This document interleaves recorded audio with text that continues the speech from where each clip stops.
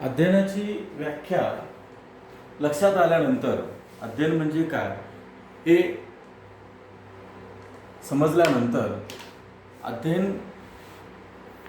स्वरूप आणि अध्ययनाची वैशिष्ट्ये आपण अध्ययनाची व्याख्या अशी मांडतो की प्रयत्न सराव पूर्वानुभवामुळे वर्तनात झालेला कायमस्वरूपी मापनीय टिकाऊ स्वरूपाचा बदल म्हणजेच अध्ययन होय अशी आपण व्याख्या अध्ययनाची मांडतो. या अध्ययनाच्या व्याख्येच्या आधारावर आपणास अध्ययनाची वैशिष्ट्ये स्पष्ट करता येतील. पहिलं वैशिष्ट्य आहे किंवा पहिलं स्वरूप आहे अध्ययनामुळे वर्तनात बदल घडून येतो. म्हणजे इथे त्याचा पहिला वैशिष्ट्य किंवा पहिलं स्वरूप वर्तनात बदल घडून येतो. वर्तन बदलतं. वर्तनात बदल घडून येणे याचे जॉन डुई यांच्या मताप्रमाणे अध्ययन ही जन्मापासून ते मृत्यूपर्यंत निरंतर चालणारी प्रक्रिया आहे. अध्ययनामुळे वर्तनात बदल घडून येतात. अध्ययनामुळे घडून येणारे बदल हे सापेक्षतः टिकाऊ स्वरूपाचे टिकाऊ स्वरूपाचे कायमच्या स्वरूपाचे असतात. काही वेळा वर्तनात हे बदल तात्पुरत्या स्वरूपाचे असतात. तात्पुरत्या स्वरूपाचे बदल म्हणजेच अध्ययन नव्हे. जसं की आता तरुण मंडळी असेल किंवा बाजूला समाजात आपण बघितलं तर मद्यपानामुळे बऱ्याच वेळेस आपला तोल जातो, आपल्याला चालता येत नाही. तो बदल अध्ययनामध्ये समाविष्ट केला जात नाही. किंवा ॲक्सिडेंटमुळे आपला एखादा पाय फ्रॅक्चर झाला असेल आणि त्यामुळे आपण लंगडत चालत असेल किंवा आपले डोळे गेले असतील, आपल्याला दिसत नसेल, तर हे बदल अध्ययनामध्ये समाविष्ट केले जात नाही, कारण ते तात्पुरते स्वरूपाचे बदल असतात. कायम स्वरूपाची बदल हे अध्ययन संकल्पनेमध्ये समाविष्ट होतात, अंतर्भूत होत असतात. ज्याप्रमाणे आपण पोहणे प्रक्रिया असेल, चालण्याची प्रक्रिया पोहणे असेल किंवा विणकाम असेल, सायकल चालवणे असेल, लिखाणकाम असेल, शिकणे असेल, अशा अनेक प्रकारच्या ज्या ह्या वर्तनात्मक बदल घडून आणणाऱ्या ज्या बाबी आहेत, या सर्व बदल घडून आणणारे जे बदलांना आपण अध्ययन संकल्पनेमध्ये समाविष्ट करत असतो. म्हणजे वर्तनात होणारा जो बदल आहे, जसं की सुरुवातीला पोहणे न येणे मात्र सरावाने प्रयत्नामुळे आपण पोहणे ही क्रिया शिकतो. म्हणजे इथे काय झालं, इथे बदल आपल्या वर्तनामध्ये सापेक्षता बदल झाला. जे की पोहता आपल्याला येत नव्हतं, तर नंतर आपण सरावामुळे आणि प्रयत्नामुळे आपण पोहणे ही क्रिया शिकलो. उदाहरणार्थ लिखाणकाम असेल तर लिखाणकाम करत डायरेक्ट आपण असा वर्तन हा शब्द लिहायला सुरुवात करतो का? पहिल्याच दिवशी नव्हे. सुरुवातीला आपण अ ब क ड प्रमाणे शिकतो आणि नंतर हे शब्द आपण जोडून एखादं वाक्य बदलत असतो. म्हणजे लिखाण ही प्रक्रिया सुद्धा त्याच्या मुलांमध्ये स्पीड जे बदल झाला की माझा मुलगा लिहायला लागलाय, माझा मुलगा 1-2 म्हणायला सुरुवात करतोय, माझा मुलगा हा बाराखडी शिकला किंवा माझा मुलगा हा पाढे शिकला, 1-2 हा 1 to 100 पर्यंत शिकला. म्हणजे येथे अगोदर त्याला हे अंक काय माहीत नव्हते, पण त्याच्या वर्तनात बदल झाला आणि तो हे आकडे शिकायला त्याने सुरुवात केली. म्हणजे असे जे बदल आहेत हे बदल अध्ययन संकल्पनेमध्ये अंतर्भूत होत असतात. हे जे बदल आहेत हे बदल अनुभव आणि सरावामुळे होत असतात. अनुभव व सराव किंवा प्रयत्न. वर्तनात घडून येणारे बदल जे आहेत हे बदल हे अनुभव सातत्याने प्रॅक्टिस मेड मॅक परफेक्ट असं का म्हणतो आपण? कारण की तेथे स्किल डेव्हलप होत असतात, स्किल बदलत असतात. कशामुळे?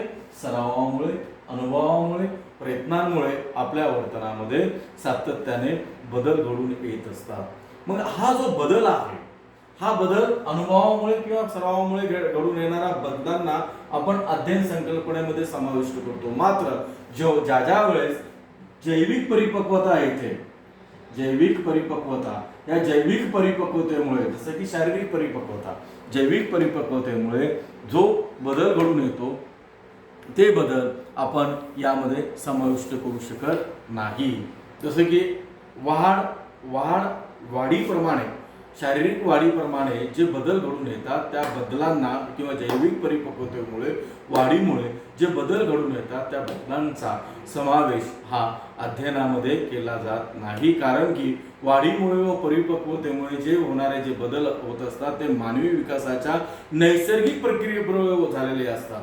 उदाहरणार्थ चालणे, बोलणे, उभे राहणे, शरीराचा तोल सांभाळणे ही एक नैसर्गिक प्रक्रिया आहे. शारीरिक परिपक्वतेबरोबर ते निर्माण होत असतात. म्हणजे असे जे बदल आहेत हे बदल हे अध्ययन प्रक्रियेमध्ये समाविष्ट केले जात नाही. कोणते बदल समाविष्ट केले जातात? सरावामुळे होणारे, पूर्व अनुभवामुळे होणारे, प्रयत्नांमुळे जे बदल होतात ते बदलांचा समावेश हा अध्ययन प्रक्रियेमध्ये केला जातो. म्हणजे अध्ययनाचं वैशिष्ट्य, दुसरं वैशिष्ट्य जे आहे की अध्ययनामुळे म्हणजे वर्तन बदल हे सरावामुळे घडून येत असतात. तिसरं जे वैशिष्ट्य आहे हे वैशिष्ट्य म्हणजे कायमस्वरूपी टिकाऊ स्वरूपाचे कायमस्वरूपी बदल. आत्ताच म्हटल्याप्रमाणे तात्पुरत्या स्वरूपाचे घडून येणाऱ्या बदलांचा समावेश अध्ययन प्रक्रियेमध्ये केला जात नाही. सराव आणि प्रयत्नांमुळे व्यक्ती वर्तनात घडून येणारे बदल अर्थातच कायमस्वरूपी असतात. आपण ज्यावेळेस आपण अनेक सराव करतो, अनेक प्रयत्न करतो, त्या प्रयत्नांमुळे व्यक्तीमध्ये घडून येणारे जे बदल आहे की ते बदल कायमस्वरूपी असतात, टिकाऊ स्वरूपाचे असतात. जसं की एकदा पोहायला आपण शिकलो ते कधीच विसरत नाही.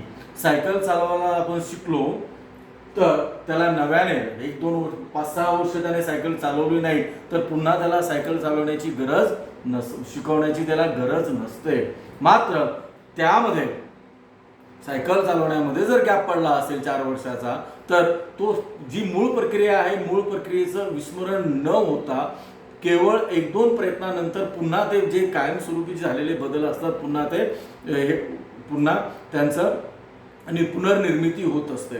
म्हणजे झालेले जे बदल असतात हे झालेले बदल हे कायमस्वरूपी असतात.